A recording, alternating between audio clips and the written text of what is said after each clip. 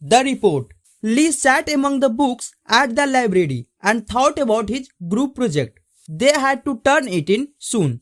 What he hadn't even started his part. Jack and Clary were in his group. They had worked hard.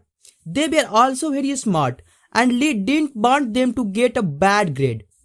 Jack did the report. He wrote a lot of very good sentences and described things with the great adjectives. Clary drew a nice map of the stars. Now Lee needed to do his part of the project. Well, I suppose I need to start my model, Lee thought. Making a model of a planet was really hard. Lee tried to read several books. What he couldn't comprehend any of the charts. We are going to fail because of me, Lee said.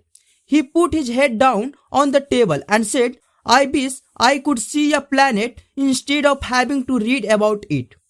Suddenly, there was a bright light.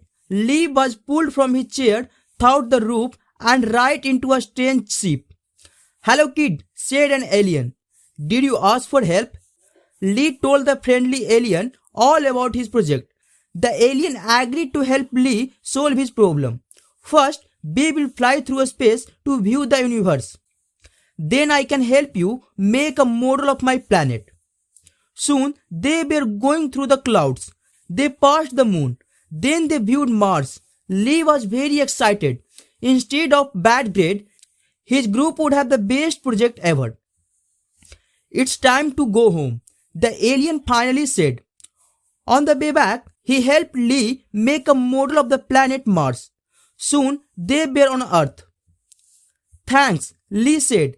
My model will be awesome. Then he took his model and said goodbye to his new friends.